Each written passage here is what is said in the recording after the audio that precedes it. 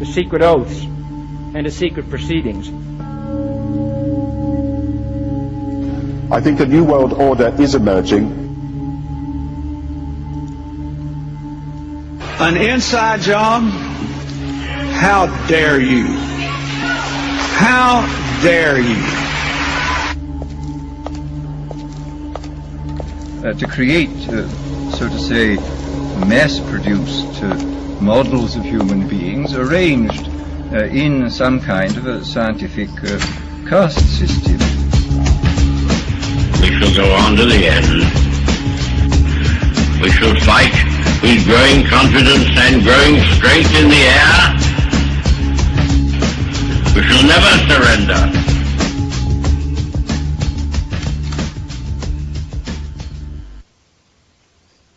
Good day, everybody. This is UCY.tv, and I think I left something in the car which I need to do broadcast, so bad preparing on my side. I'll be right back, guys.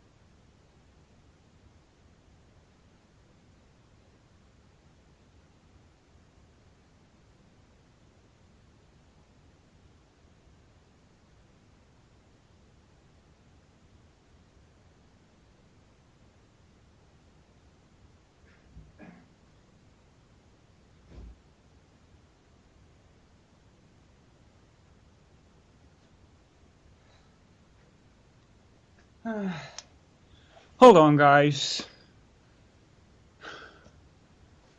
I'll be there as soon as possible.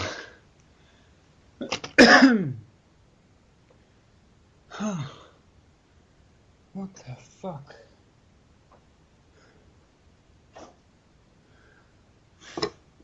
Blah, blah.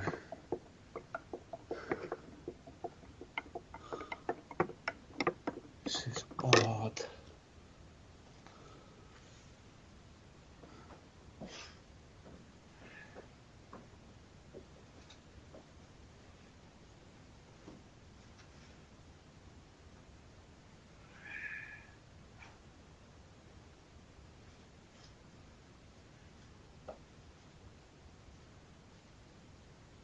Huh. So, where is it?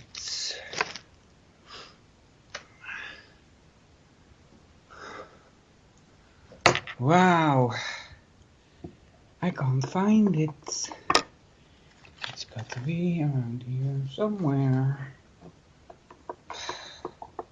Well, at least I got my coffee. Mmm. Oh my god. This is not good.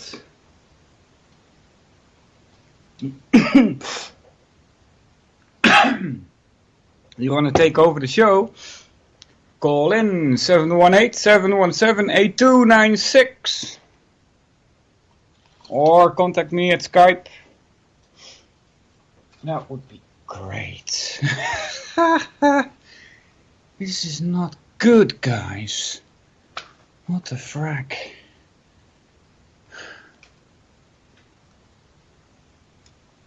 First time ever happened to me that I can't find it.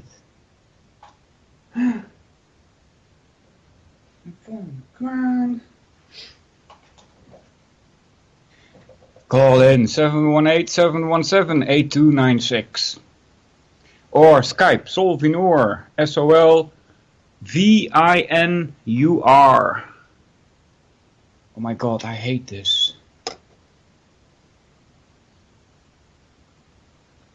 718-717-8296.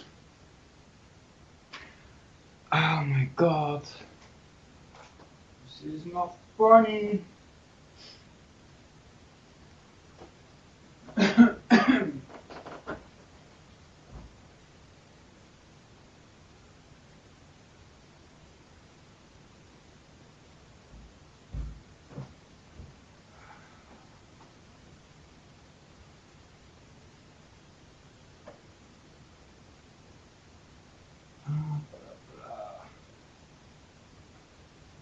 Or maybe Jules can, if she's awake, put something in for me, cause I'm not doing broadcast without. And then you'll see, just when Jules has put it up or something, I'll find it, right?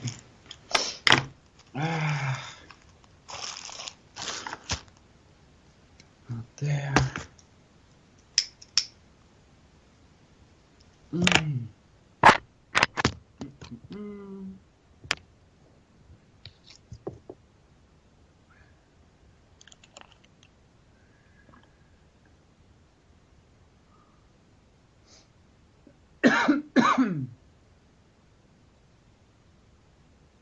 Oh, good, nice. That's wonderful.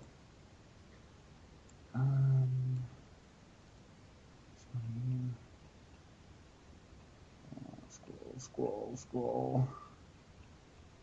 I'm sorry about this, guys, but that's just the way it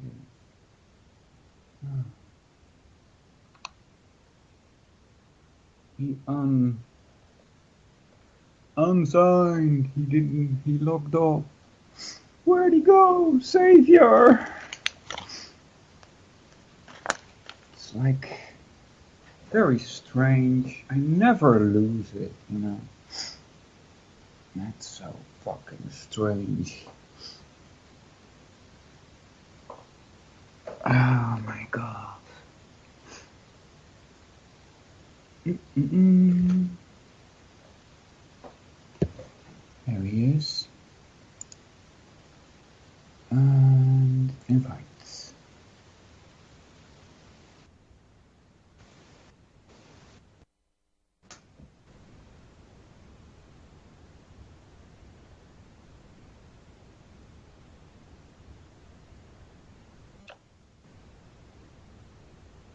Done something.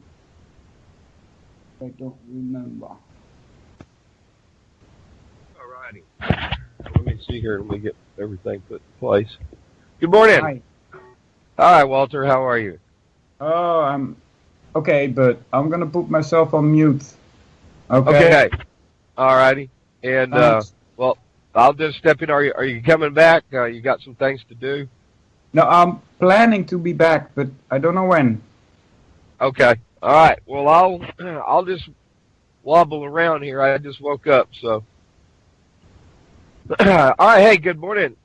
Free Enslaved came over here. Welcome from RLM, and so we've got that set over there for the listeners to know that Walter's supposed to be on, but he's not. This is Vince Easley the second, or Vincent, known by many names. So good morning. Slept in, stayed up late last night listening to Balls to the Walls, and just woke up at 9 o'clock. So I'm rubbing sleep out of my eyes. I wonder if I can do this and actually make coffee at the same time, which would be funny. That would be fun, I guess. So, anybody got any topics or questions, or shall we talk about coffee? This is definitely before the first cup, Jules. And I was out of coffee. I've been drinking tea.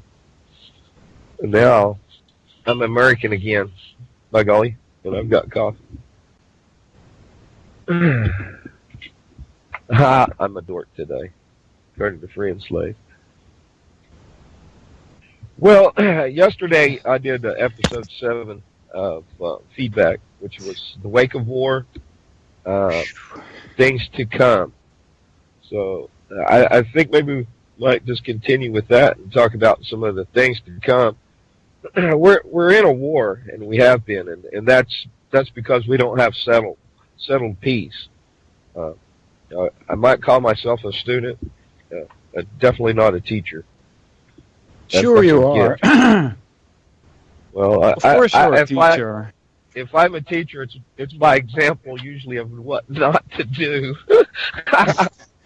Oh, no, I disagree totally. Well, yep. Thankfully, I think all of us are teachers. Everyone that's listening to this radio is a teacher. By default, by I definition. Guess, Sorry, what? Yeah, by default, I guess. By default, yeah. We serve as an example when we're under observation, for certain. So, I heard you talking about your own radio, is that correct? Yes, Fridays, Feedback at noon. I steal away, some of the listeners here come over, and I steal away from William Roberts. Yeah. Feedback, yeah, it's, I catch some topics, or I've tried to go away from like an examination of how we've got to where we are, and look at more of a in a sense how we might respond. And then when you say when you want to see where we are at the moment, do you mean that in a sense of social engineering, or are you talking about how did societies come about in the first place? Excuse me. Yeah, I'm gonna go generally. I'm going through by history, but not going so much as far as ancient history, where we go subjective, but more of the engineering. And, yeah. Because when this is Battlefield America, actually Battlefield Worldwide. And we all are set up, and it appears that, we'd be opposed to one another. And in particularly, the video I just shot here about a week ago, originally I had titled it How to Disarm and Shoot a Cop. And I dropped that in an inbox to my sheriff.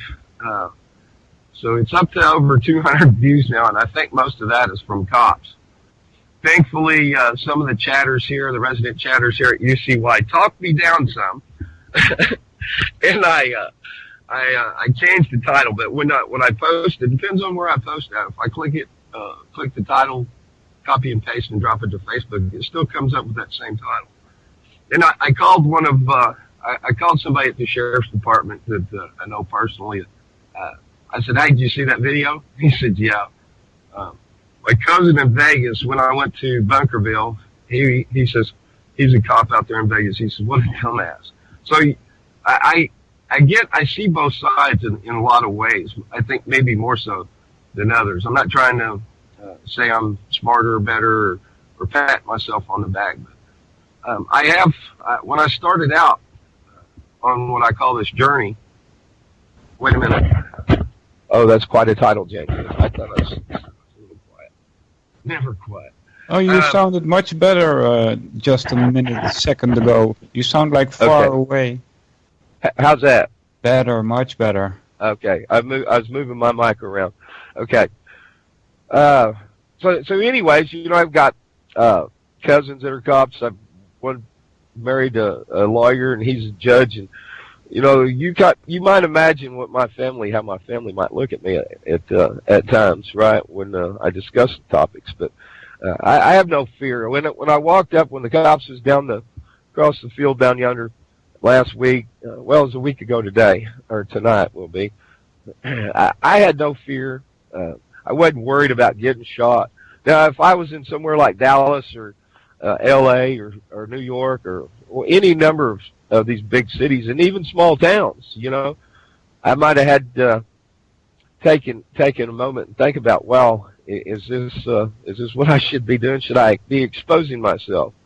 So long ago, when I decided to go public and talk about things, I set aside my privacy, in so many ways, not only beyond the fact that, the snooping by governmental agencies. There's no doubt that, in my mind, that people like you and me, they at least monitor us. So I wonder on that, I guess it's about 201 hits when I looked last on that video. Wonder how many of those were law enforcement agencies and how many were, NSA and so forth. So hopefully... Well, I'm not too sure about that. I think they don't really care about us in many ways. I'm going to tell you, Michael Jackson's song, they don't really care about us. Well, I'm going to think that when you title a video "How to Disarm and Shoot a Cop," that's going to draw some attention, and I did that purposefully. I wasn't feared for myself, and well, you know who said it. I won't say your name, but there was a lot of reasons given why that was a very bad idea. Like I said, from the resident chatters here at UCY. And the last one that convinced me that perhaps I might have wanted to call it something a little different was when Deputy Love might be highlighted. He might be perceived as a target. Either some people might put a target on him, or he might have felt targeted. So for courtesy to him, of course, what's done is done, but for courtesy to him, he's a nice guy. The other guy, you see, if you watch a video, you'll see their body language. When I came up from a distance, I said, shout out howdy, announcing myself. I had my phone in my hand recording. I made that statement just so they'll know. And then out of courtesy, I asked them, do you mind if I said, I'm not pointing at you yet. I was trying to use all these little pennies on the little fun puns on words. I said, I'm not pointing at you yet. Mind if I, film you?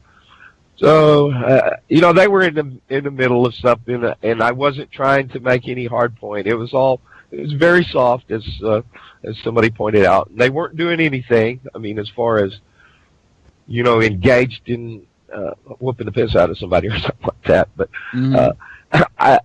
that would be the exception, I think, here in Van Buren County. There's some people might have some contention with that. But as for me, every encounter I've ever had with the sheriff's department here has always been, I've never had any worry.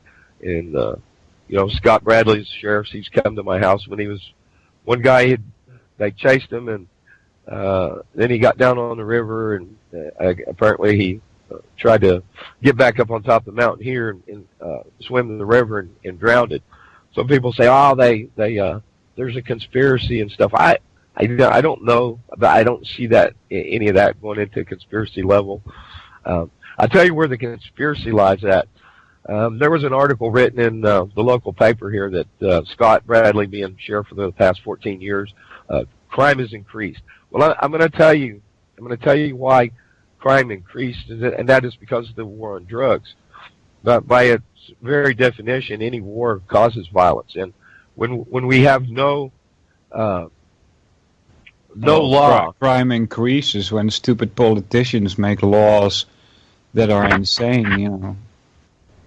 Yeah, that's when crime increases. It's not really crime. It's like people growing plants, for instance. That seems to be illegal, and you're considered a criminal when you're doing nothing wrong. You're not hurting anybody. So that whole word, we should like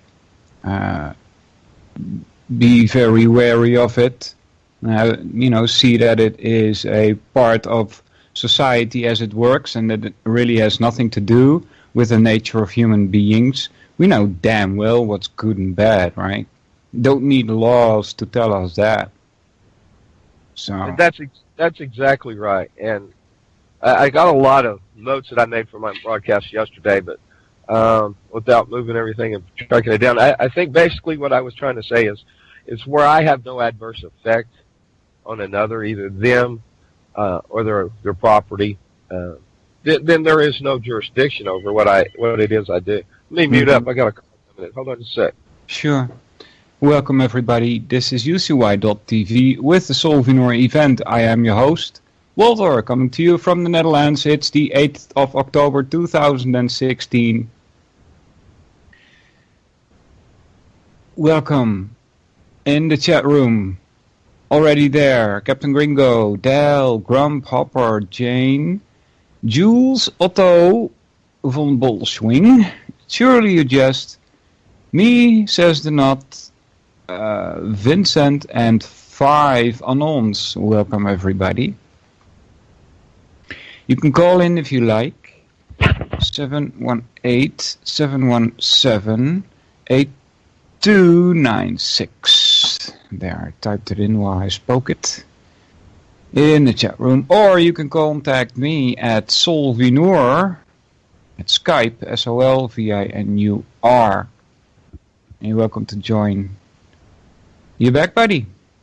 Yes, and Speaking to Mike. Let me readjust that. That's okay, is that better? All right, thank you. Yeah, I did copy and paste and tweeted out the broadcast here. Yeah, I liked it. Great. Yes. So, yeah, and let me try to get this set, and then I'll quit moving. All right, let me test that. Is that okay? Is what okay? My mic. I was twitching. Oh, my God. Oh, I forgot Hopper, apparently. Hopper, welcome, buddy. Wow. I'm not myself today, as you can see. He's a hay hopper. I'm sorry, buddy. Okay. So anyways, where are we at in this war? I titled my broadcast yesterday, The Wake of War, Things to Come. It's a war, yeah. It's a war on your consciousness, I think, is one of them. Yeah. There are many fronts in this. Yeah, there death by 1,000 cuts, right? It's a war via education, which should be called indoctrination. Yeah, and my purpose has been is trying to speak, and people are probably going to laugh at me at this, but to say it in a more better way and be able to communicate. Because when somebody they might hear you or might be listening, but not necessarily hear you. And if we're trying to affect a change in this world for the better, then we need to be able to communicate.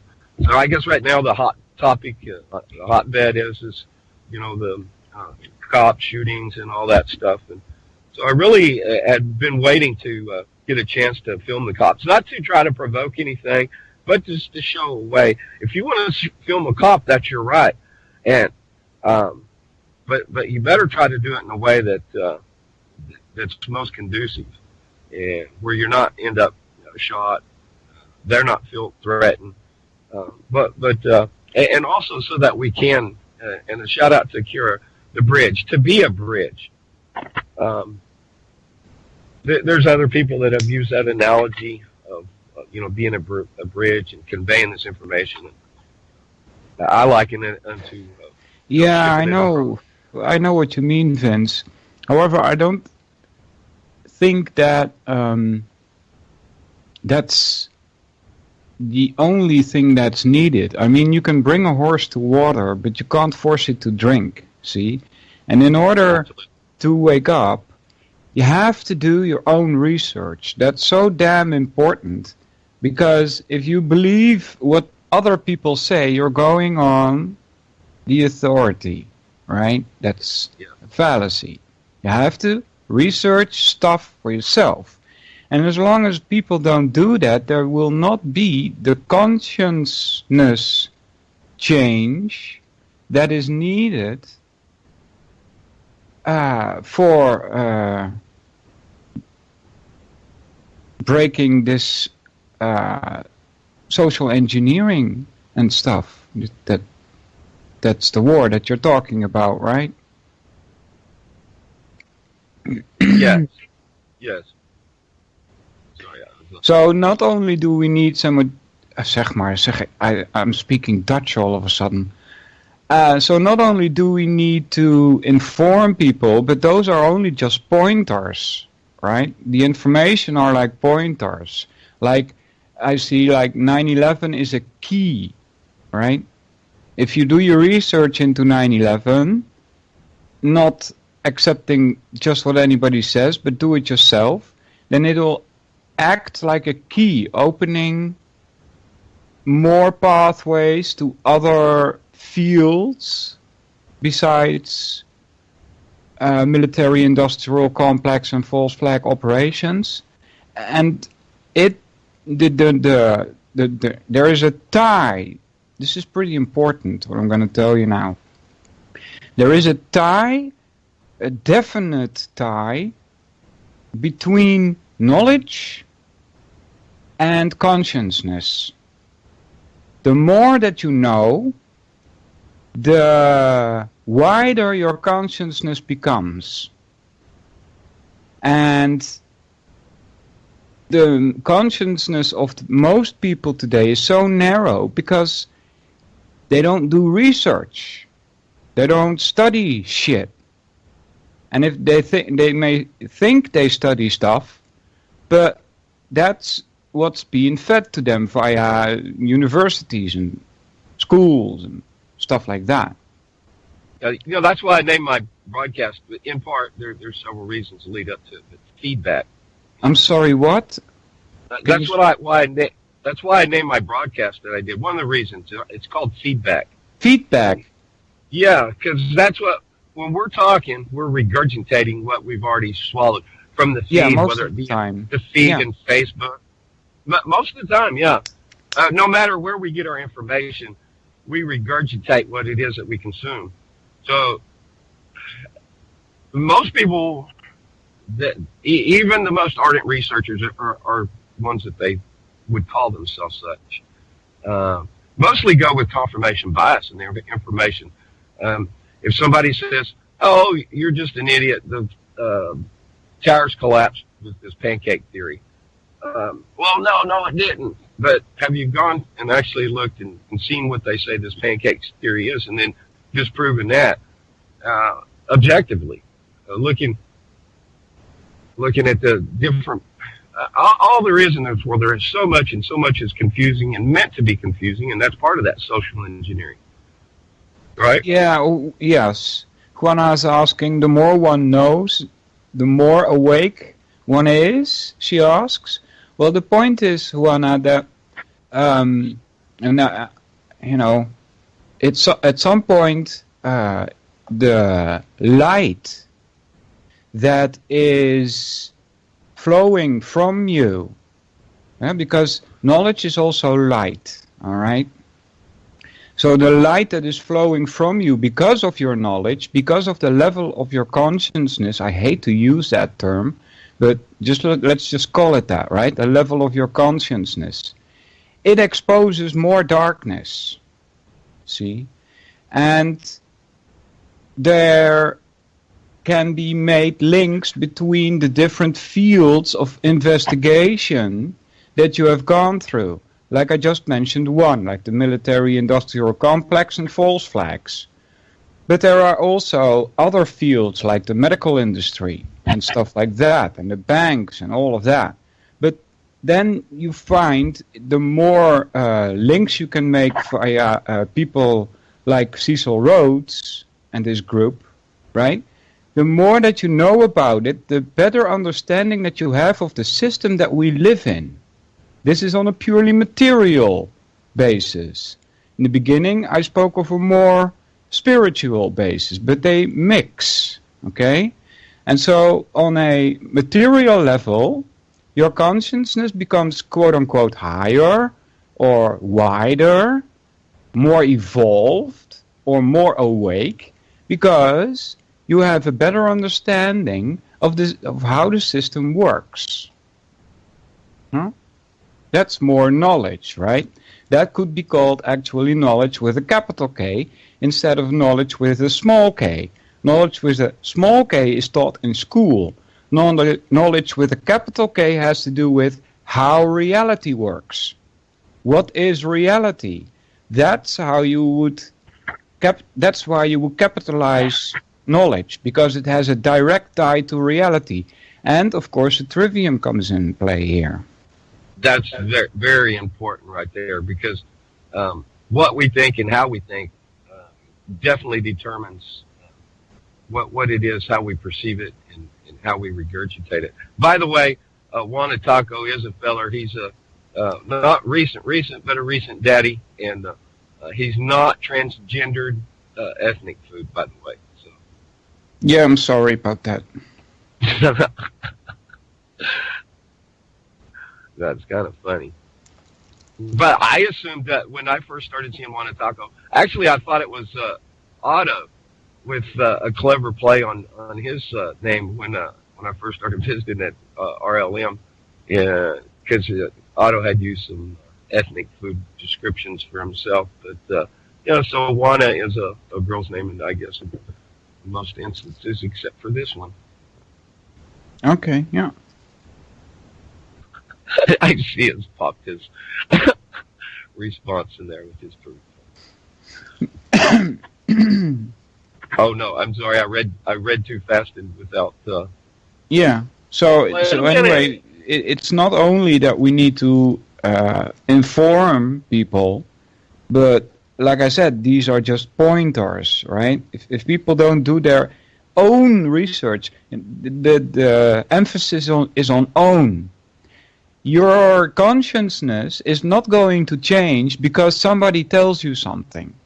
Your consciousness will only change because you understand something because of your own investigations.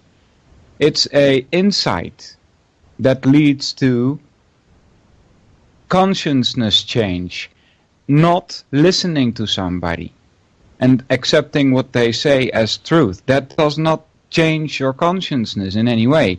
It's only when you do the work yourself, quote unquote, the work is the research, the using your mind, using your intelligence, using the trivium, watching for traps, and coming to some kind of insight, some kind of revelation, if you wish. Maybe that's a bad word. I think insight is the best word I can find for that. You know where? Sorry, go ahead. You know where it's almost kind of like a religiosity in so many ways. And when we talk about this waking up and this consciousness. So, yeah, I know it does. There are godless religions. People, if I can kind of just use this broad band, that even atheism is a religion in a sense. So we are so self-invested in what it is we think we know that it's like blasphemy. Yeah, it's blasphemy to go against the status quo. You don't see that here in this chat a lot, but I used to be in chats that way. Just being from Europe was enough to kick you. Let alone having differences in ways about how you think of things is not allowed, and that's just. I'm like, wow. What is it that you are defending? It's I don't get it. I just don't get it. Well, when you spend your whole life, toiling and slaving in a system, and you're reaping what benefits come what may, a denial is in a sense to deny yourself that all this effort and all this energy and all that you've put into what it is that you're in. To say, wait a minute, I've been tricked. That would have to. Most people would say, well, I'm not stupid, so I've not been tricked. And I don't get that attitude at all, because you realize that as soon as you're about the age of 7 or so, I guess, is when your consciousness is evolved enough to start asking questions. And I was like, okay, what the fuck's going on here? I mean, seriously, what's going on here? And to this day, that question has not been answered satisfactorily. I still don't know what the nature of reality is, that is including a non-materialistic ways of looking at reality, right? Because I think reality is more than just matter, right? So materialism is a very narrow way of perceiving reality, right? So I think it's a very important question. If you want to know if your actions are going to have an effect in reality, you need to know what the frack reality is, right? But most people have no clue. None at all. And therefore their actions are in vain. All of them. Every action. That's why I've said in the past, like years ago, people don't act, people react. Right? Yeah. There's no action there. Nothing comes from people themselves, individually. It's insane. It's a sign of being in prison. A sign of not being free in your mind. Right? Until you've answered the question, what the frack is reality, how are you going to know if your actions are going to have any effect in reality? See? And it's right. It's those kind of questions that people don't ask, people don't think about, and that's why you get this insanity. Otto von Bolswing mentioned in the chat when we were talking about what's this war that we are involved that's being waged against us, right? He says it's a war to keep your insanity, or it's a war of sanity, something to that effect, he said. Yeah, you've got to keep sane. You've got to protect your own mind from going insane. Right? Yeah. Yeah, my friend down here, a lot of my friends, I've got friends that range in age from young to old. So, anyways, he's a new daddy. Wanatako's not. Congrats, little baby. Buddy. Well done. No, I'm sorry. Wanatako is not a new daddy. I made a mistake. Oh. my buddy down here, he's a new daddy, and his little boy. Oh, I just love kids. I wanted to have about 16, but I just had one. Such is life. But I just love playing with him. He'll run. We'll play hide and seek. He'll run to one side of the chair and then back around, and it's like he has such fun. And then he'll stop and he'll cover his eyes up because he can't see me. Then I can't see him, right? And I watched him one time, and I remember when I was young. I don't know how that was, 3, 4, 5, somewhere right in there. But I went to the TV, and back then it was a big, huge box, right? Nothing you could hang on a wall for certain. So I go around and I look in behind the TV wondering, and I still remember this. And I seen him do this the other day. He goes, and here's his flat screen computer that he's looking behind, and he's like, how are those people in there? And And that's what I thought when I was little. How did these people get in there, and how come they're so small? It's all our perception and our understanding of reality. So, hiding your face, sticking your head in the sand doesn't make things go away. It's going to come up and bite you in the butt if you don't deal with what it is that we're in. And we are in war, because there is no peace or settlement in this world today, and that's all by design. There's plenty of studies that show how, using war. The report from Iron Mountain, one of the beginning of my studies 20 odd years ago, before, I've only been on the internet about 5 years. So when I came on, well, first of all, when I started hearing a relayed rebroadcast of internet radio, and I'm like, whoa, these people are talking about stuff I was talking about, 15, 20 years ago. And so, I entered in, and boom, of course, I'm full bore, right? Thinking, man, I've got to get out here and change the world. And then I come to realize that we've got to start with ourselves. Certainly. This report on Iron Mountain, what's it about? Do you know? It was subtitled. It's a think tank study. It was subtitled the desirability, the possibilities and desirabilities of peace and alternative. So the driving force is always for control has always been war, and that's how government really substantiates its position of authority. So without the actual combatant war of sending troops to other countries and so forth, there's other wars, and we see every time there's a war on something, it only aggravates it and makes it much worse.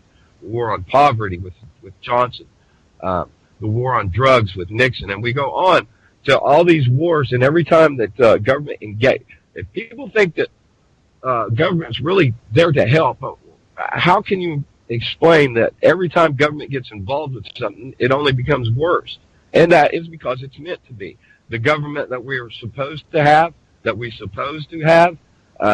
it is exactly contrary to what it is that it would be, and that is to protect the individual. And we find that it's just the opposite, and the government's to protect itself from the individual. And if that means a jackboot to the back of the neck, or a bullet to the head. So by engaging these people that are sitting in these seats of decisions, positions of authority, then we have a chance to engage them and maybe perhaps bring a complaint or try to bring about a different way of doing things.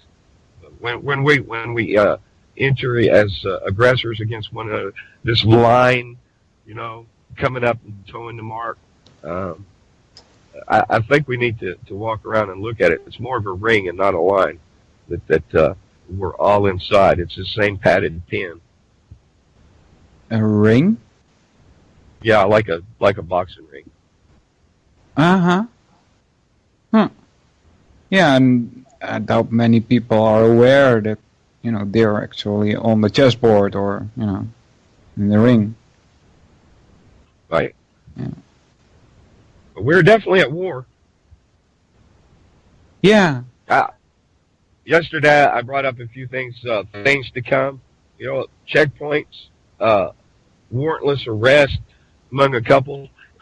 Trying to be cheeky, things to come. That's here, You might be looking at saying the progression of the state of affairs in Nazi Germany. Yeah. You think whatever history viewpoint you hold on that, that's a pretty controversial subject. I guess we can forego that. But no matter what the actual history is, people that were in Nazi Germany were like, hey, our country's not bad. I mean, they didn't say, hey, let's go kill 6 million Jews, right? The average German, no. Right. Well, you got to remember that I think this started in 1933. There was a lot of propaganda against the Jews in Germany. But anyway, thank you, Jane, you type in the chat there. I studied something that JFK signed in 1961, that also was calling for the disarmament of not only all Americans, but it included even the army. JFK signed that. You know, I got that from William Roberts. Is that the same thing? I'm not from William Roberts, from Bill Cooper, sorry. Yeah, no, I know exactly what you're talking about, but I've not checked James' posting right there. But the report from Iron Mountain was a think tank study that was not supposed to be released or publicized. It was in the 60s, but I don't think it was as early as 1961. Well. And like I said, let's go check it, right? Yeah, who cares? Are you looking for it? Report Iron Mountain, and let's see if we can add a .gov to that. See what we get. Oh, it won't be .gov. It was. Some people have said that this was, a fake, like the Protocols of Zion. That some people say, oh, that's a fake. That's why. Yeah, I'd like to get them from .gov sites, but Iron Mountain. There's a lot of stuff on Iron Mountain, but a hoax or a betrayal. Yeah. Well, you see, look, it doesn't matter. If it's like with the Protocols of Zion, right? If you read it, it doesn't fracking matter who wrote it, does it? Right. Exactly. It doesn't matter. It's what it says that it is important. And if you can make the links between what it says there and reality, and you think, well, this is a nice way of explaining what they talk about the war on us there too, right? This is a nice way of explaining how this war is being waged against us, isn't it? That's right. So, same goes for Iron Mountain. Doesn't matter. You got to read it, and then, maybe the source is important. But if what it says is correct in your eyes, if you can find the grammar in it and you can connect the grammar pieces by using your intellect, and you're thinking, well, these conclusions do coincide with reality as it is, then what the frack does it matter who wrote it? Right? So the question of Iron Mountain, a report, a hoax or betrayal, as I see here in the Google searches, there's a mute question. Yeah, here it is, 1967, New York. I believe it was the group of folks got together. Johnson administration, but that's Wikipedia. Well, I've got a PDF from Stop the Crime. My brother, they're on there too. Yeah. My brother painstakingly photocopied this book page by page and gave it to me to read. Like I said, 20-something years ago. Ralph Epperson, great guy. The Unseen Hand. He authored this book subtitled An Introduction to the Conspiratorial View of History. I watched a series that he did for public access television. I watched it on VHS tape.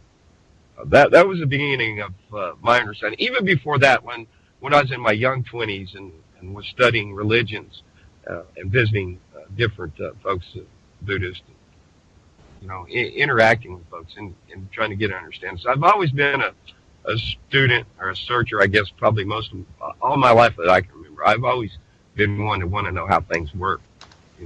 Take apart a new toy the day after Christmas, things like that.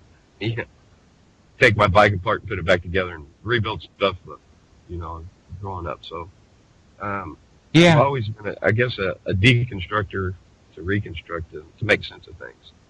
But this book, like you said, the information contained in there has been an outline, just like the Protocols of Zion in the early 1900s. Some people say they have to give notice in order for some secret religiosity that they hold it. But in doing something like this and having the deniability, it makes for a much easier circulation among those folks that the original study or message is intended, and then everybody else that can slough it off or whatever, and there's that deniability that this is actual protocol or an agenda. what Jane was talking about, Shirley, is a call for disarmament, and this one I found earlier from Bill Cooper. Bill Cooper says that JFK actually signed this, and this is a .gov site. See, this is Public Law 87-297, September 26, 1961. It calls for the disarmament. It's the title, the Arms Control and Disarmament Act. See, that's not the same. To answer your question, Shirley, it's not the same. So, yeah. And then a lot of people that praise JFK, others will kindly point out that he did sign that agreement with the UN to disarm America. Well, yeah, I'm thinking that is true because I saw JFK in a UN speech that he made also around that time. And I was like stunned about how he was talking about arms control. You know? Yeah. And Eisenhower, when he exited and warned about these coming insiders, this military-industrial complex, and then on to Kennedy, when people dare not speak above a whisper when they speak against it. Sorry, I'm rolling a doobie here, and I got sidetracked. Wow, you start early. Wake and bake, baby. Yeah. It's brain food. People might. Yeah, sure. Attention. This is a good local variety. Got knocked down by the wind, and so this is some bud leaf right here. It's actually pretty good. Yeah, and I'd like to know, who am I hurting right now by consuming this cannabis plant? Well, you're who's being harmed? Yeah. There's something too, in Dutch we say that too, right? You have this expression, breaking the law, right? And I was like, okay, is the law broken now? Is it not functional anymore? It's ridiculous. Yeah. You broke the law, so now there's damage, you see. It's insane. Yeah. It's not like Free and Slave's washing machine over there that sounds like it's got puppies in it being beaten. It's broken, but the law, that's where we get confused, or some do, that the difference between this law and legal. Yeah, there's natural law, right? Which you said you know something about, but I can't get you to talk about. Well, but, natural that's law opposed to the man-made law, right? Which is insane. Yeah, if we still look at natural law, and some people would say, okay, natural law gives me this right. No. Yeah, well, wait. But that's not what you should start with. Okay, let me hand you and let let you start it off and see if I fill in where I've left off. Yeah, I'm not very well versed in all of this, but I do understand like the basis for it. The basis lies in the idea, which basically comes from Descartes, I think. Of course, it's probably older, but for us Westerners, it's Descartes that lays the basis, and it's the fact that you are, right, or I am. That's just there. That's just a part of reality. I am, and the same goes for everybody else, right? Every other living being. From that, you can conclude that the body that you inhabit is yours. Right? You are the one in control of your body. When you move your arm, when you decide to move your arm moves. That's because this body is yours. You are the controller, so to speak. These are bases found in what's called natural law. Right? From that, you can derive a right that says, I decide what happens to my body. That's, I think, a reasonable deduction, you see. And that's natural law, as I understand it, you see? Yeah. And it brought to mind, and I was thinking of this little story that I know about from so long ago that just really boggles people's mind when I tell them. And Hopper's posting that he demands more leash laws it's like, I was just thinking about this story. Had there been these leash laws, then this terrible tragedy would not have occurred. Yeah. I'm in a park, and there's, it's a dog park. Well, here's this big old Great Dane and a little bitty Chihuahua. All right, so natural law, well, they're occupying their bodies, but it's nothing stopping that big Great Dane from biting the head off of that little Chihuahua. Yeah, that's part of it too. Yeah. Right. Well, guess what happens? This little Chihuahua killed that Great Dane. Can you believe it? Mm-hmm. Never give up. Stuck in his throat and choked him to death. Ends up they both died. Huh. Hey, you got something to drink? Yeah, I got coffee. You got coffee? I don't. Can I make some? You can. I can. I'm going to make some coffee. I'll be right back, okay? All right. Cool. I'm lighting his hooter back. Shooby-dooby-dooby. Okay, so, yeah. If y'all didn't get the laugh out loud there about the Chihuahua killing the Great Dane. Yeah, I always, when I tell that story in person, you always get the look on their face. Oh, come on, no way a little Chihuahua could kill a big Great Dane. And then the dawning, right? This twinkling in the eye. Yeah, I was watching this movie the other day with some friends, and so this person looks across this crowd of people, and this person's wearing a mask and a hat, and the only thing really they can see is the eyes. But there is that spark of recognition, that dawning of awareness, and called a twinkling of an eye. I mean, it happens that quick. It's like, I know that guy. I know that guy, right? I know who you are. You might be disguised, but I recognize you. So we have this cognition inside that I don't know how it works, but it does work. The brain's pretty amazing. They say we only use 10% of our brain. I don't know if that's true, but if it were true from an evolutionary standpoint, what's up with the rest of that 90%? Wouldn't we'd be struggling at 99 and 100% of usage and trying to grow it?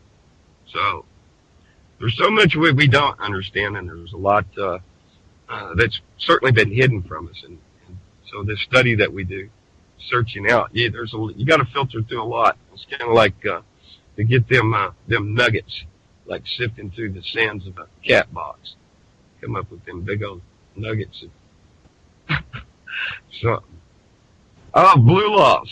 So, yeah, they used to have blue laws. Dallas, it's been in my lifetime that the blue laws were taken off the book in Dallas, where you couldn't do any business on Sunday, the venerable day of the Lord.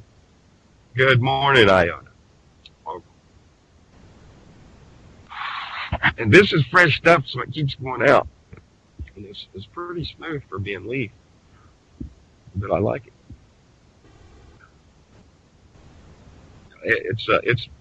Yesterday was about this.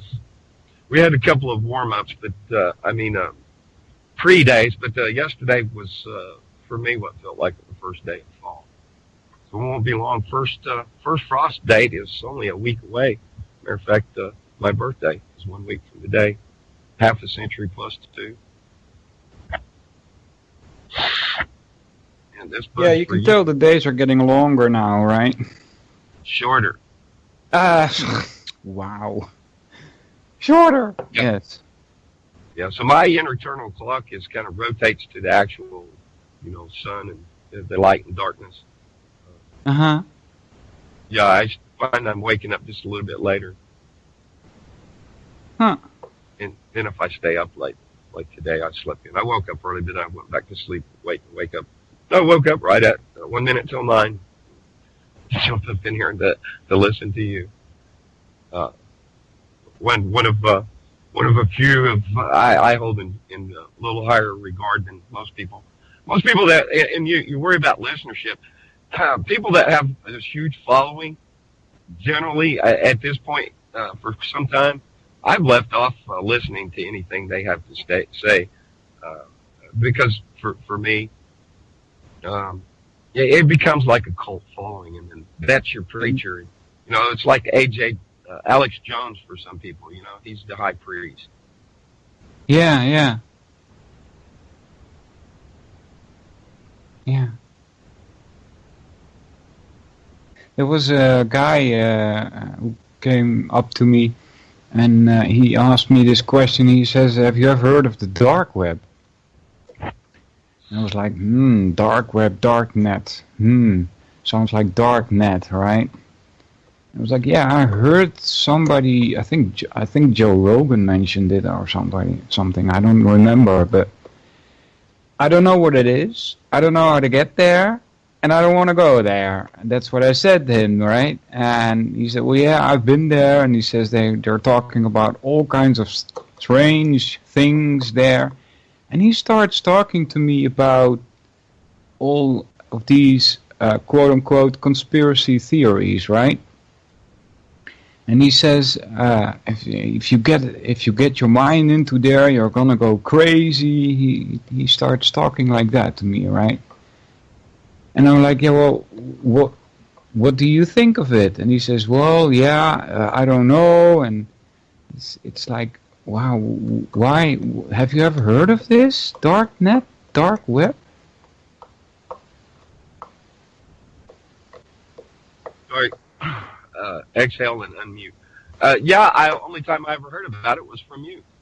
Oh, huh. Okay, yeah, well. Several months ago, you asked me about this, and I never did look at it, but... yeah, I don't recommend anybody doing a search on that. Because he'd been there, and I don't know if his story is credible or not, but he says that you get like strange messages on your screen that pop up, like we're watching you and stuff like that. And I'm like, wow, what's this guy talking about, right? And why would you even go there? It sounds very creepy. Yeah, I have enough computer problems. I don't need to... yeah, exactly. Yeah. But he also said one thing that I think was credible. He said that he suspected that many of the things that were posted there were actually posted by the CIA and FBI and other secret services. He mentions that there were all of these documents, and that's supposed to sound like it's authoritative, right? I don't fall for that kind of crap, but I know many people might be influenced in a way by that. That's how he came across to me, as if he was scared, right? But why, if you are scared, do you go there, right? I don't get it. Yeah. And the fear, by the way, it should be gone. None of the people in the chat room or anybody listening to me for some kind of length of time, you shouldn't have fear. It should be unnatural for you to have fear. See? Your consciousness will not allow you to have fear. It's just an emotion that is quote unquote beneath you. Right? I was reading about fear just the other day. Yeah. I'm not going to do a very good job of recalling it, but fear in the evolutionary way of things has led to the survival of the species. So fear is yeah, I know that. To caution us. But as far as what you're saying, I have no fear. I've most of my life, numbered in years, is definitely behind me. So when we go forward, what do we have to encounter? What do we hope to leave behind? And so I have no fear. It's like when I went to the police, I had not that's what makes us dangerous, though. Yeah.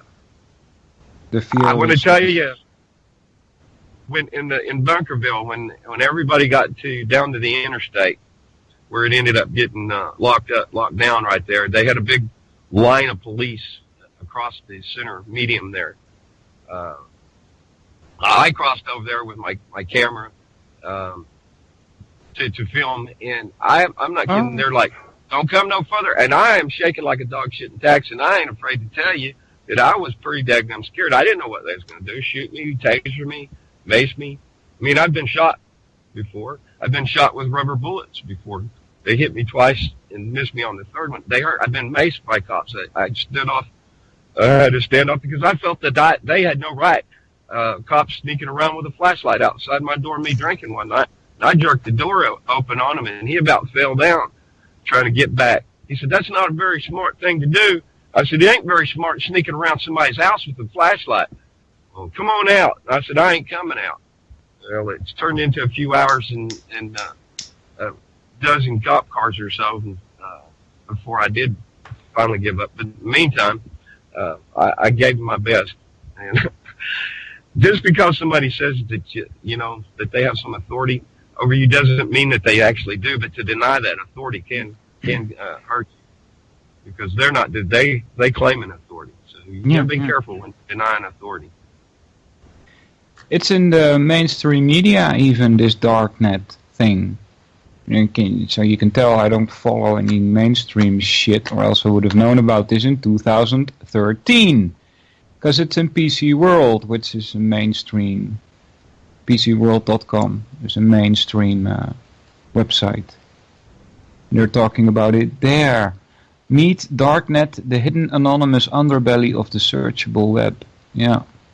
Don't go there, I would suggest. Yeah, unless you want to get your computer infected or something, No, thank you, please. It'll only make me sneeze. I really don't know what it is. If you ever want to go there, do it in a public place,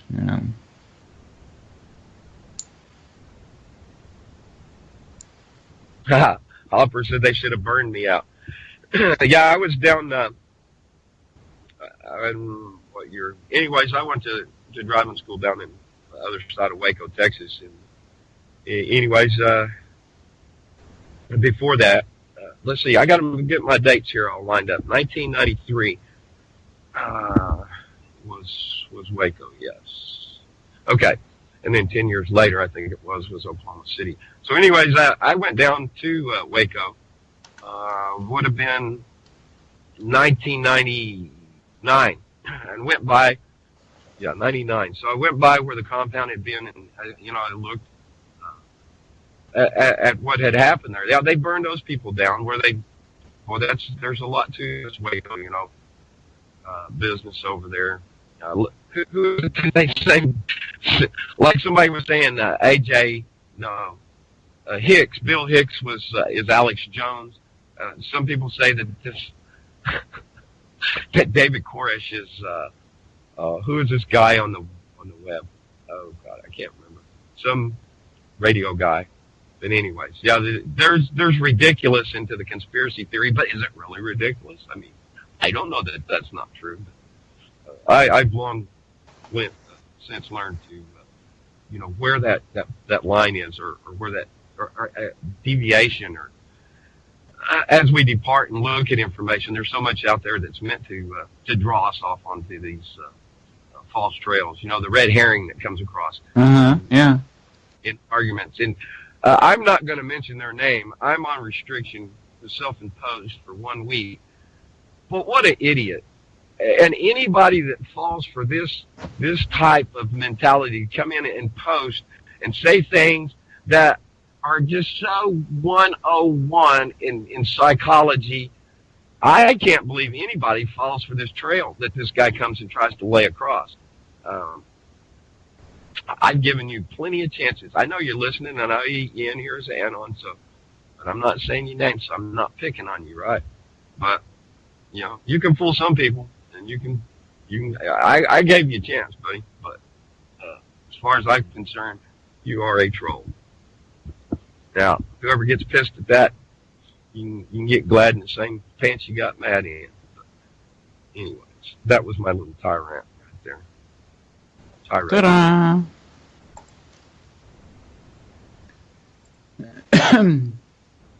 Thanks for the retweets, Real Liberty Media. Check them out at reallibertymedia.com. freedomsnetwork.com. Also, haven't been there in a while, but it's better than Facebook. But it's kind of like that. freedomsnetwork.com. Check it out. reallibertymedia.com. Light it up, boys. Yep. I'm not going to do it, Hopper. Y'all know who I'm talking about, and so does he. Yeah. You know, this is such a simple tactic of going in and saying things and saying them over and over again and keep making accusations does not make something true. Like I said, I might not have the scientific terms, the psychological terms to be able to vocalize it, to enunciate it, and to say it, but I do understand it. And you don't have to be a genius to understand it. It's cryptic as I'm being. I think most people understand what I'm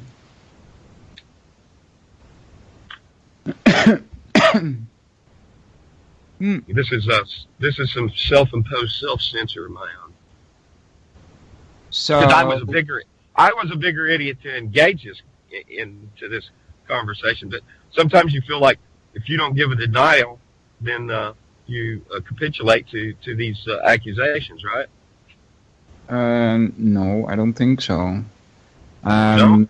No, I don't think so. It's like I heard this interview with Donald Rumsfeld once on the BBC, and I think it was the BBC, but it was a strange kind of program. No, it was not the BBC, but it was British. But it was a strange kind of program because these people dare to ask the questions that would not normally be asked. And I'm talking from a normal, quote-unquote, normal standpoint of view, not the kind of questions we would ask. But he was asked if he was a lizard, because they had seen that people think that he's apparently a lizard. And guess what? He says, I'm not going to answer that question. And that's a very perfectly acceptable answer. You don't have to refute something, a claim made by somebody, when he hasn't shown any evidence, right? This is also part of natural law. That's where the idea comes from that you are innocent until proven guilty because you can't prove a negative. See? So you don't have to deny something if no evidence is provided. It's as simple as that. You can just dismiss it based on the idea of onus of proof. It means that somebody makes a claim, they got to provide the proof. Not the other way around, right? It's natural. Right. But most people don't get that, though, do they, Walter? Most people fall for this simplest of fallacies. Yeah, like prove me wrong. No. Prove your point. Yeah. Right. But that's the way most minds work. Yeah, it's unfortunate people are not taught this at school anymore. I mean, yeah. It's criminal even to not teach this. It's criminal. It's that's what I would call, and not in the use that law would tell us that you're a criminal because you have some plans, but real criminal, like bad people, right? Schooling. And it's unfortunate also that the teachers themselves don't realize that they are raping the child's mind, right? It's like, wow. Because they themselves have been subject to the same system.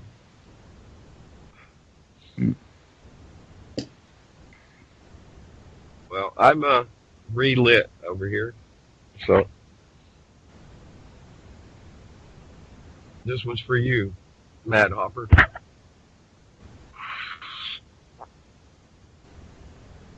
Okay, Jane just proved it. She proved that she's not a lizard. But did you? Because what about the debate, the reptilian debate of the dinosaurs? Were they warm-blooded or cold-blooded? Can we know? Well, we can look at their bones. There's reptile bone lizards and there's mammal type lizards. Yeah. Or dinosaurs. Jane, I get your point, but here's the thing. If I arbitrarily claim that you are a lizard, and you now say, okay, I think I can prove I'm not a lizard, and you say I'm warm-blooded, and we all know, of course, that lizards are cold-blooded, I can just continue arbitrarily claiming that you're a special kind of lizard. You're a warm-blooded lizard. See, as long as you keep letting me make claims arbitrarily without providing any proof, you can't disprove it. Whatever I say, it doesn't matter what I claim, as long as the claim is arbitrary. You can't disprove it. I can just make up stuff. I can tell you you're a dinosaur, and you say, well, I'm not a dinosaur. And I will say you're a special kind of dinosaur who thinks he's a human, right? You know, it's any claim somebody makes, get the proof for the claim. Ask why, how do you substantiate your claim?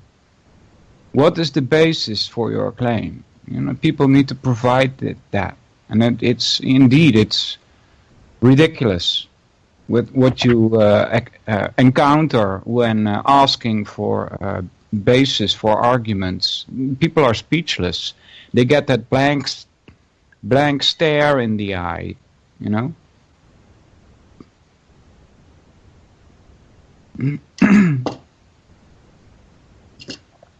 And so it's also our own fault, I think. Maybe it's a bit arrogant of me to say that, but you know, I managed to quote unquote dodge some of the attacks that are listed under the war that is against us, especially at school, because I didn't just accept what the teacher said as being correct. And I think that is a human thing, to ask questions. And if you don't ask questions, then you're going to be led like a sheep to the slaughterhouse, right? So it's also people's own fault, the situation that we are in. It's also our own fault. We have let this come so far, you know. We were like 100 years ago with the robber barons. People were much more informed about how things were, and some resistance, as far as I remember, if my history on this is correct, some resistance was shown. But nowadays, people think of banks as places where your money is safe. It's insane. It really is insane. So it's also our own fault. We don't pay attention enough to the attacks that are going on. And it's understandable, because if your parents weren't aware, then the chances of you waking up as a child are very slim, because your parents aren't providing you with any information about how reality really works. So you end up in this illusion that people call reality. Yeah. So how's that doobie, Vince? Have you passed out? Okay,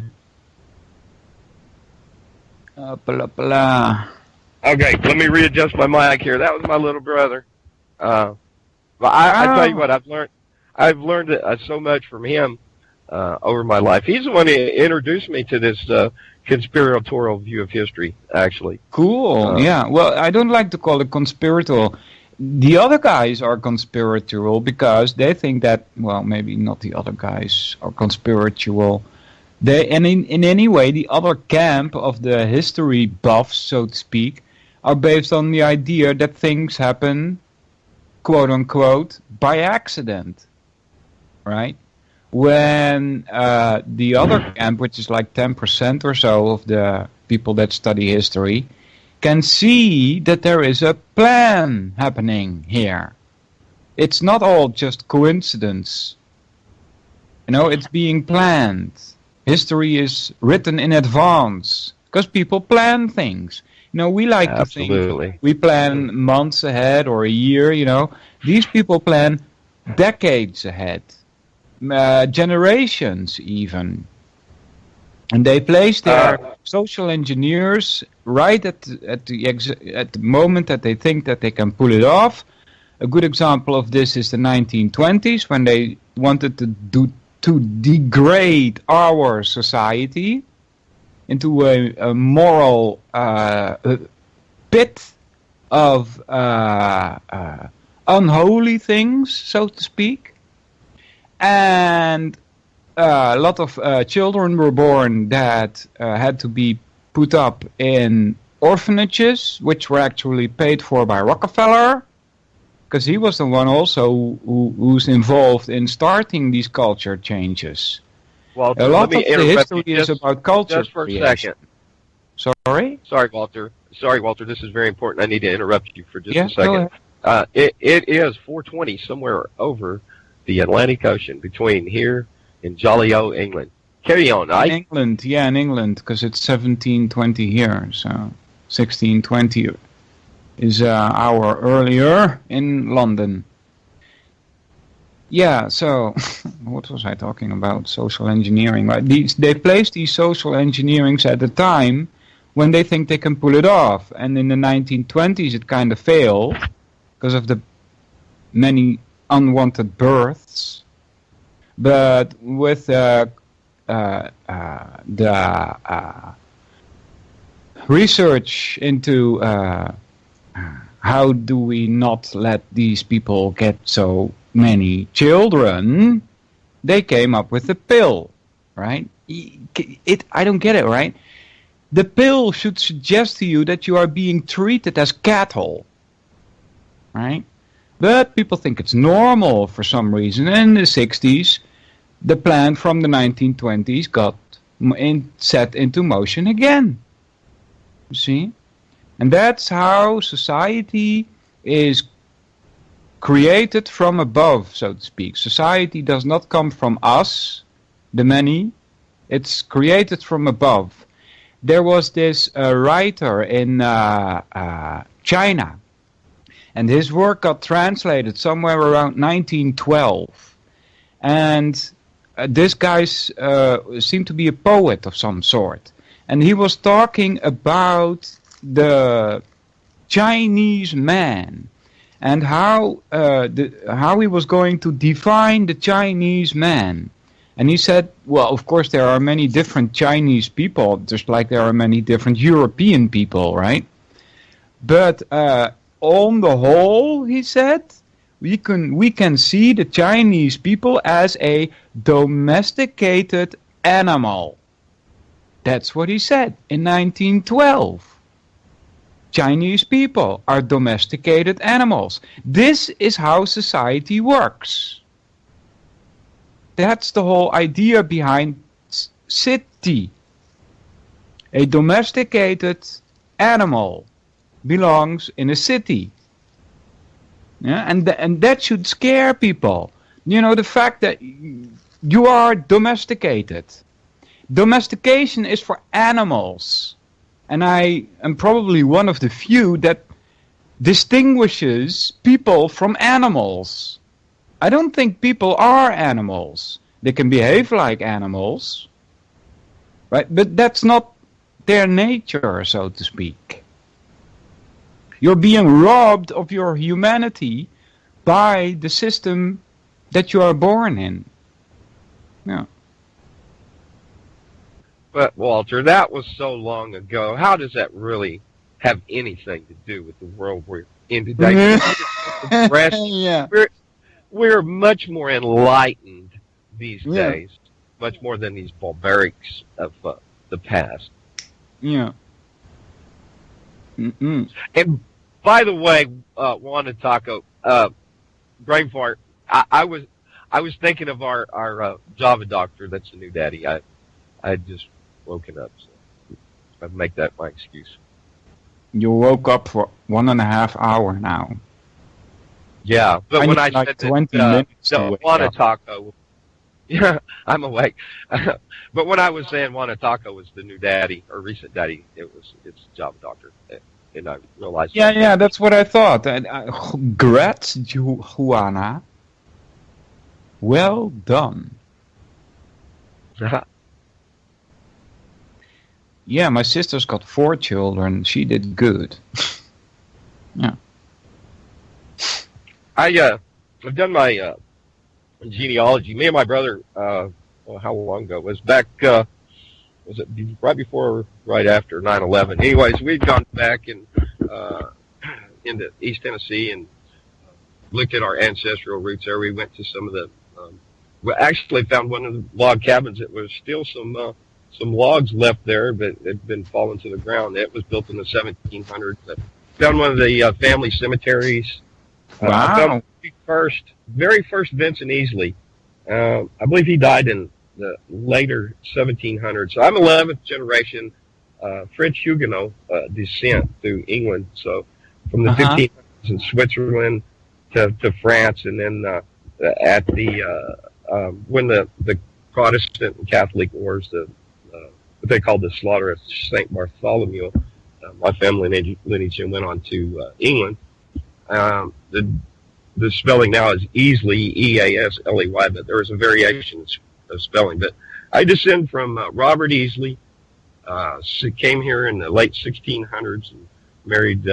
Cool. I forget the father and mother's name, but Parker was the last name. So my family lived in contemporaneously with the founding fathers in Virginia and then to East Tennessee. But anyway, so we trace that back. Documentation, going to the records office and library and so forth. So we can make a study of the past and see where we come from. You know, not only physically ourselves, but also the constructs of society that we live in here. So I'm sorry, I got distracted. Squirrel. Yeah, no problem.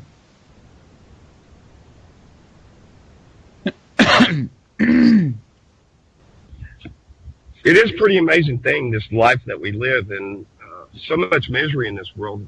It's too bad that it is designed this way, so people can reap the benefits of our sufferings, our blood, sweat, and tears.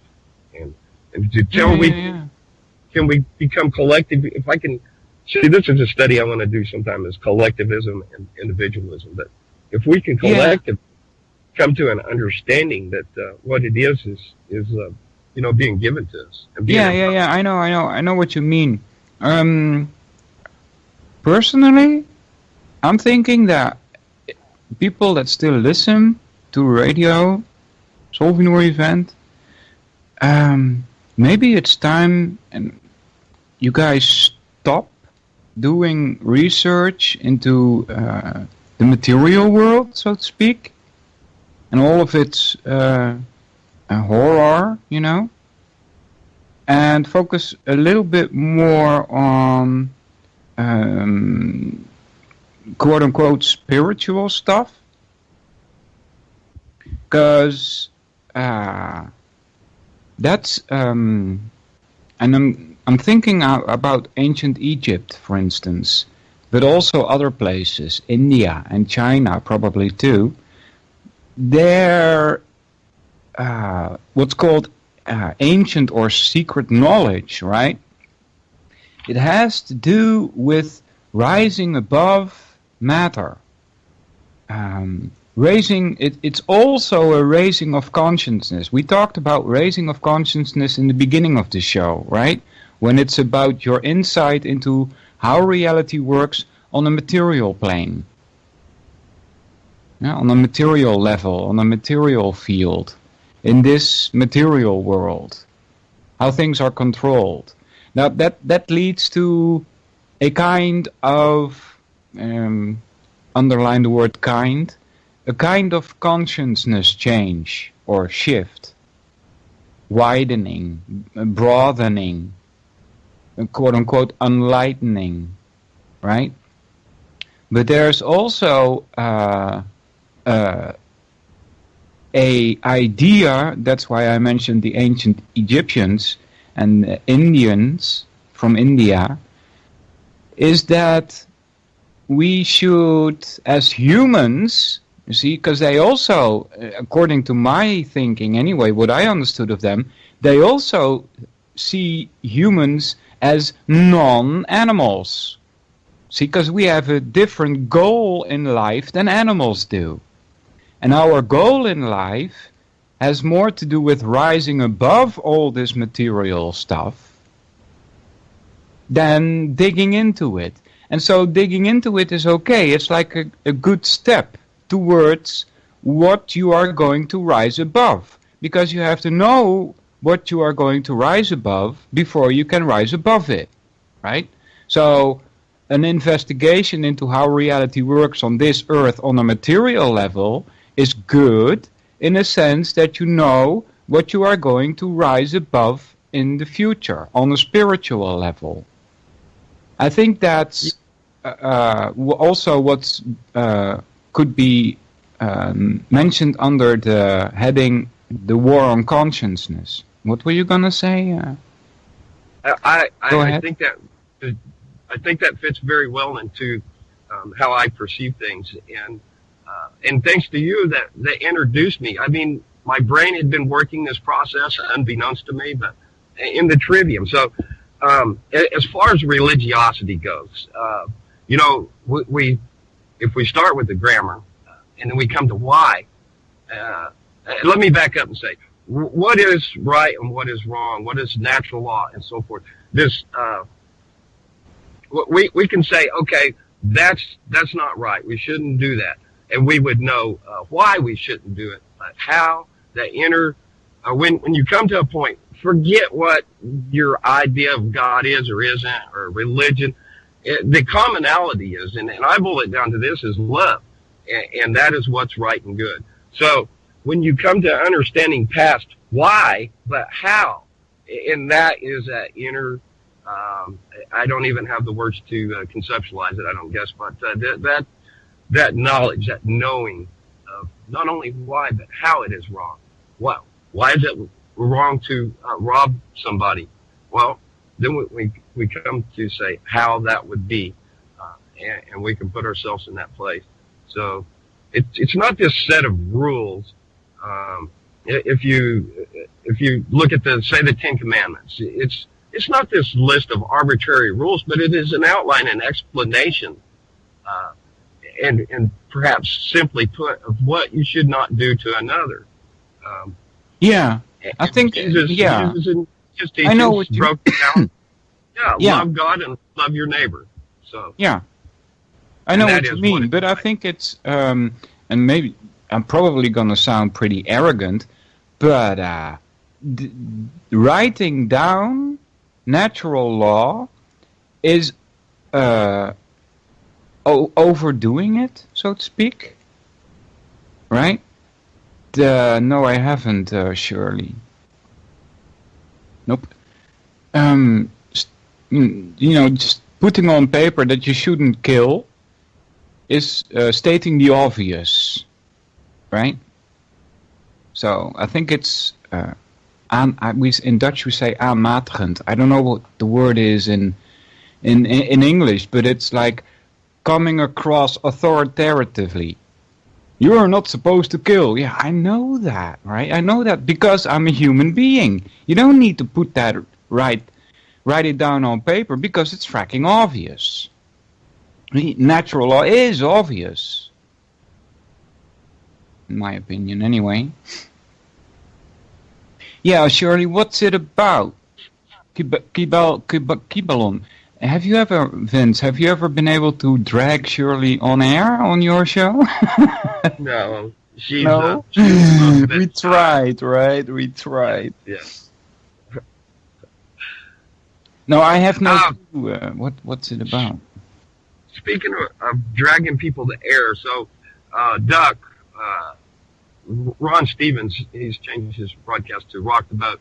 So been trying to get Hal and Ron together for a while, and so we got Reiki too. Now this machine I'm talking to you on now was buggering up somehow, but my other machine was able to bring it together. So my last conversation with Hal, it was painful because of my end over here. But anyway, so I think we do have perhaps a solution here. Because Hal won't use Skype. Lots of good reasons there.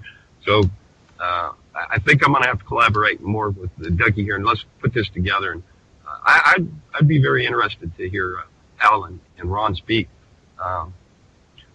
Hal's got the mannerisms and the type of language that almost has a Southernese feel or sense or hearing to it. I find Hal very enjoyable to listen to. Like your voice is so enjoyable. I listen to myself and I go, oh my God. My point in saying that was it's this Canadians talk so funny up there. It would be very interesting to hear a discussion with Hal and Ron. So hopefully me and Duck can get together and bring this together to, and even if I have to host this, I think I might be able to do it.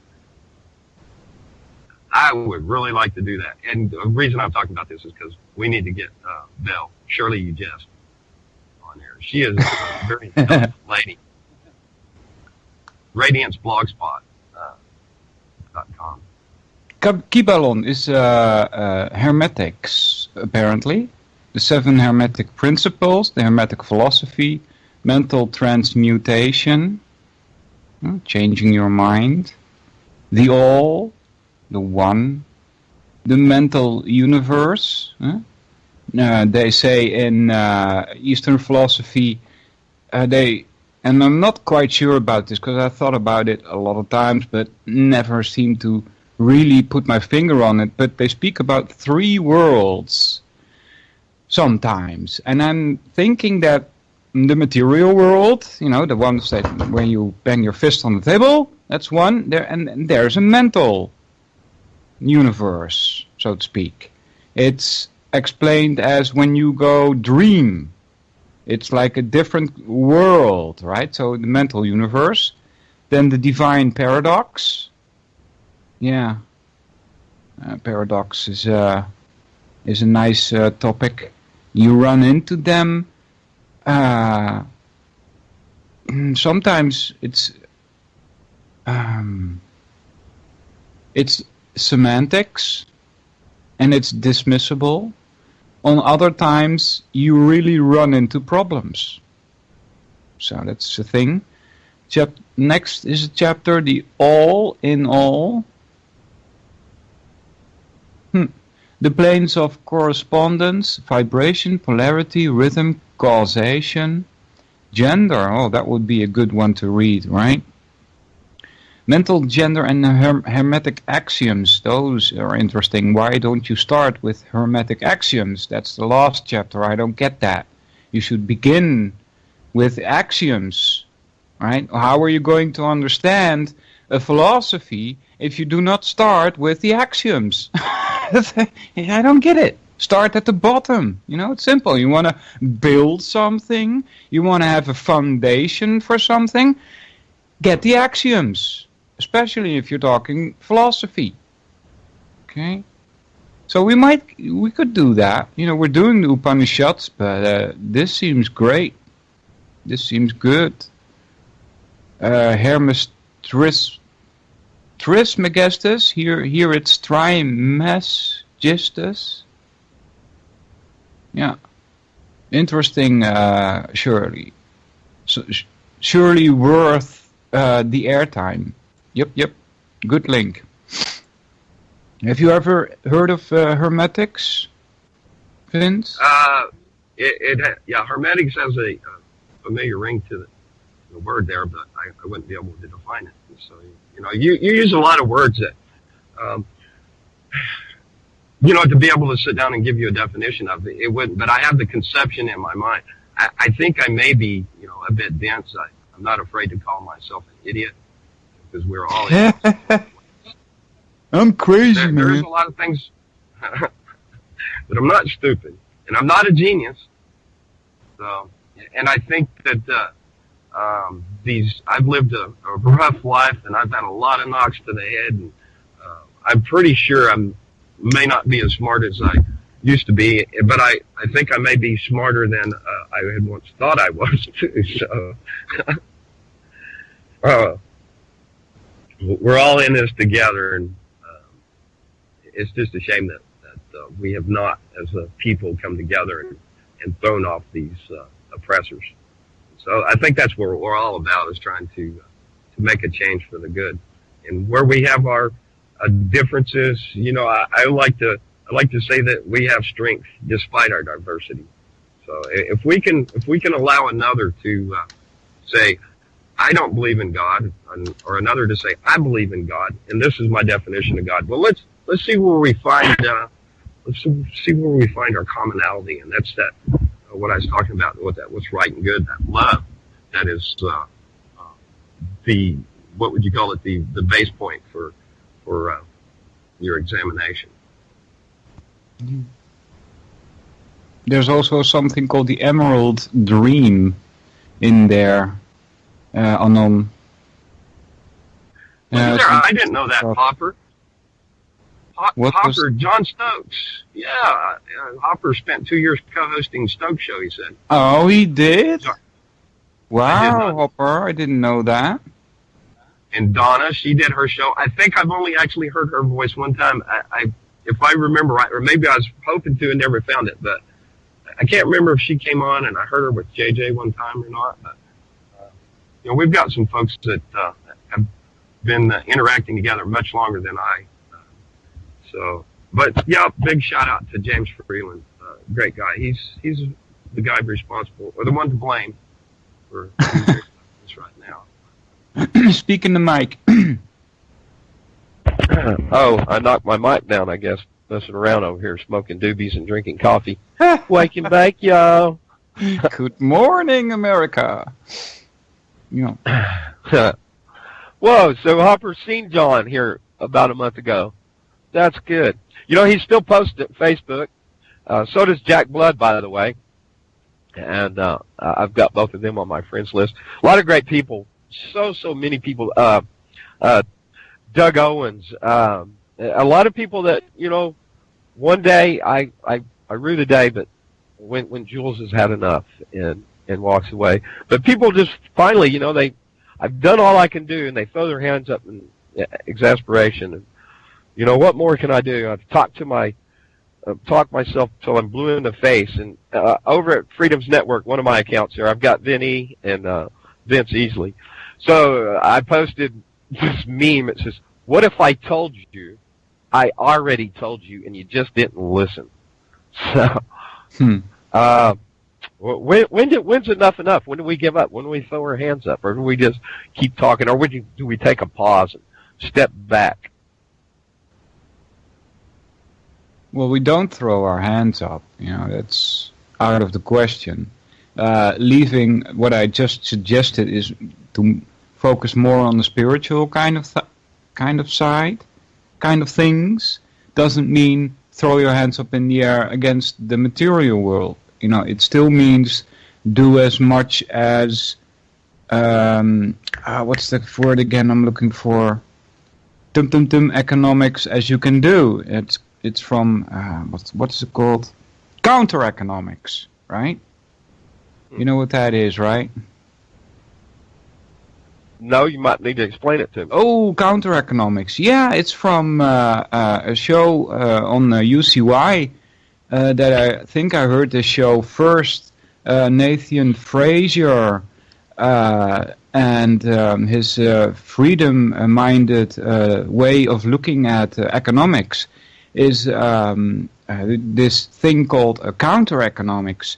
And it's like doing any kind of business where you can keep the government out of it, right? So where I trade some apples for your rice or something, right? Okay. Things like that, counter economics. Leave the system out of it. Do as much as you can, leaving the system out of it. Right? Work around the system. One way to do that is counter economics. Another way to do that is self-sustaining, right? Get your own solar panels and things like that, right? So keep doing that, but sorry, go ahead. I interrupted you. No, it's okay. People are not You're listening. allowed to do that. I was reading chat. No white flag. I have a Gaston flag. Thank you, Hopper. He sent me that. And I gave a buddy of mine the other. He sent me two. And a good friend of mine, I gave him the other. He's got it up on the wall. I just bought this digital camera, and I'm trying to figure out how to operate it, but I got a new selfie, not a selfie. I had a friend take a picture, but of a big Gaston flag all in the background. And if you have a Gaston flag, you may be a homeland, or what do they call it, domestic terrorist. I'm sorry. What can you repeat that? Because I'm trying to communicate with Donna also in the chat. Yesterday I was talking about some of the definitions by government that may put you on a terrorist watch list. Filming cops and naming it how to disarm and shoot a cop may get you on that list. Yeah, if you have a Gaston flag, you may be on that list. It was 27. So that was just a shout out to Hopper. There was this article out there on the net and something about how do you get on the list, and it was like people that are very religious and people that are anti-religious, and it was all of these strange contradictions in the whole list, People that are too much, even was the claim, too much in line, You should resist something, You should be mad about something somehow. If you're okay with everything, then there's something wrong with you, right? But there's also something wrong with us because, of course, we see more of the whole picture and we point it out, and of course we are on the list. But there were so many strange things that you could be to be on that list, and I was like, this is just nuts. It just doesn't make sense. This is just fear-mongering,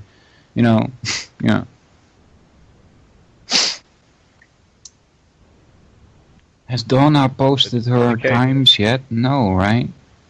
She's not doing radio now. Her and Becky. I thought she said I just got a spot, but... Oh, she did say that? She got a spot? So that's her what Becky, she said, Becky, up there. Let's see, what does it say? Is that going to be with Becky, Donna? No, I thought she said I just got a spot. Here. Yeah, I was just given a show on Revere. Wasn't even looking to do radio. Maybe this is past tense. But it says I was just given a show on Revere, right? Maybe I'm misinterpreting that then. RV dwellers is a recreational vehicle. That's what RV is. Becky and I both RV dwellers? Yeah, okay. And both are healing our health with cannabis oil. Yeah, my neighbor does that too. Not sure what Becky's back. Okay. Becky's a cancer survivor. And all the best to you, Donna. Seizures. Yeah. Donna, post your link here in chat there. You have a little site. If anybody has the ability to help somewhat, that this would be what I would deem it definitely a worthy cause for Donna. So Donna and Becky have been talking about doing some radio. Maybe we'll get that put together someday in the future. And also Jose, which he co-hosted with me for quite some time when I was doing What Matters Worldwide here on UCY.tv. A lot of people, here are trying to make a change, affect a difference. I've got so much respect for so many people here. Even when, there's a little sidetrack derision, it's not for, being done on purpose where people are just, we got good folks right here, both here at UCY.tv and also at Real Liberty Media. Some great minds, really great minds that, we kick stuff back and forth and take a look at things. I think that's what we all need to be doing, and most especially looking at our ourselves and our own conceptions and perceptions and these ideas that we hold to, to the point of blasphemy if we go against it. These ideas in it. That's something that people need to understand also, because I see that sometimes on the internet, and I'm thinking, what's going on? Don't you see the difference between perception and reality? People think that whatever they perceive is real or something. It's like, wow. Learn to discern between perception and reality. I'm not saying that there's not a link between the two, but it's certainly not the same thing. And people seem to think that somehow. I don't get it. Yeah, is it a lack of consciousness? A lack of awareness that they're more or less acting like robots, like machines, like programmed, right? Is that it? It's like the little baby covering his eyes and thinking that you can't see him anymore. Perception and reality. The difference. Yeah. You can see there that there is a natural link, right? And of course there is. The trivium is based on it. You use the 3, 4, 5 triangle, right? The 5 represents the 5 senses. The 3 represents the trivium, and the 4 represents the quadrivium. It's the 5 senses that you use to discern what's going on. The senses are your tools to be able to move yourself around in this world. To get to know, quote unquote, know this world. That's what your senses are for. So, but what you do with the input you get from your senses, you have to have a method to do that, and that's called the trivium. And you have the first step, which is grammar, then logic and rhetoric is next, but especially the order is important. You start with the grammar, which means your building blocks, your data pieces. Check them. If your grammar is correct, if you're not fed lies, if you're gathering data on a specific subject and the data seems to contradict one another, then you need to figure out which piece of data is useful. You know how I rebranded this the trivium, the grammar, logic, and rhetoric, and I call it to seek, see, and say. Yeah. So you're who, what, where, and when in the grammar. Seek, see, and say. Yeah, that's good. Is why. Logic is why, and the how is to be able to say it. So but also to do it. Yeah. Okay, good. So, but there's a step between perceiving and building an idea in your head about how reality works. See, not all perception is directly reality, right? Thank you, Donna. There you go. Click on that. It is www.generosity.com/medical-fundraising / thank you, the real epilepsy medication that works. That bit dot dash. I was almost feel like I was spelling that out in Morse code. https generosity.com. Yes. That's for Donna. That's Donna's site. Yeah. Donna's been interacting for a long time. She's done a lot of great things, a lot of great radio. If you go over to UCY.TV chat, you'd see where she had talked about some of the networks that she brought together and people together. So that's what we're doing. We're just debate of collective wisdom and individuals. We're individuals collectively, or collectively individuals. I don't know how you say it.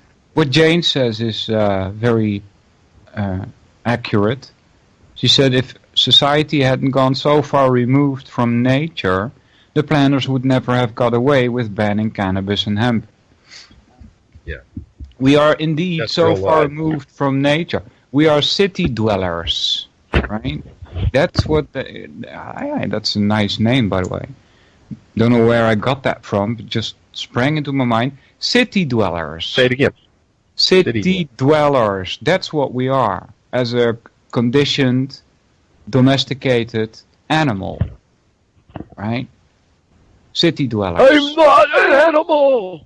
See, but are so far removed from nature that our consciousness is very different from a child that is born in Africa, deep in the woods somewhere, where Western society has not tainted their culture.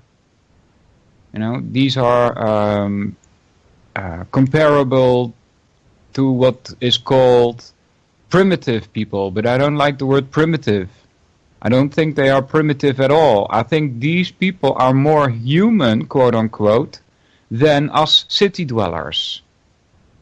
See, and I think they have a better grasp of what the real reality is. So I don't mean the planned society that we live in, but the more spiritual reality. They are more focused on the reason why they are on Earth as a human being in the first place than city dwellers are.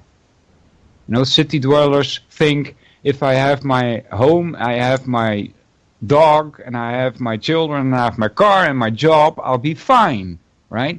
That's a domesticated way of thinking what reality is. While the man living in the woods deep in Africa somewhere, never have seen a television or a telephone, is much more attuned to reality as it is. To reality as it is. Yeah. You want to plug anything, Vince? Because it's 57. No. Those that know me know where I'm at.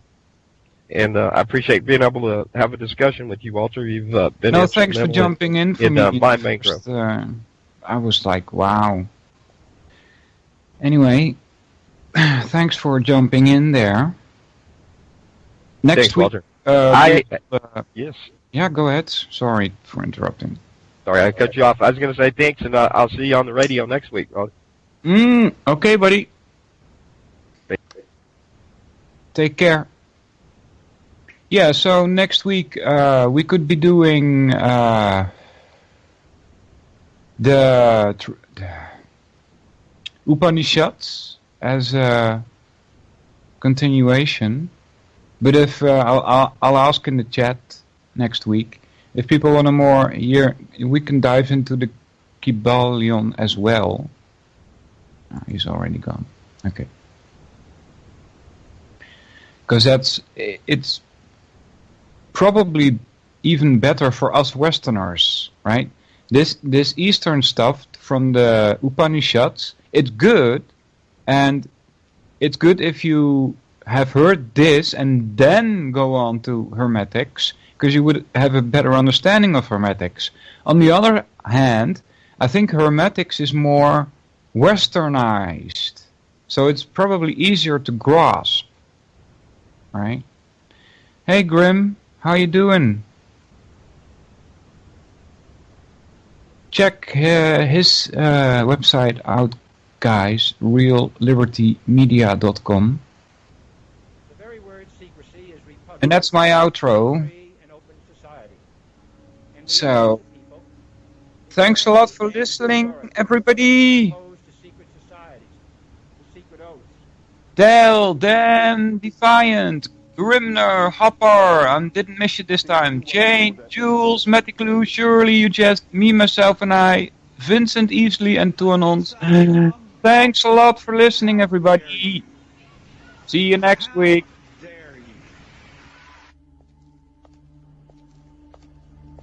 To create, so to say, mass-produced models of human beings arranged in some kind of scientific process. Adventures on the Tracks you can catch every Monday night and Friday night at 9 p.m. Eastern Standard Time here on UCY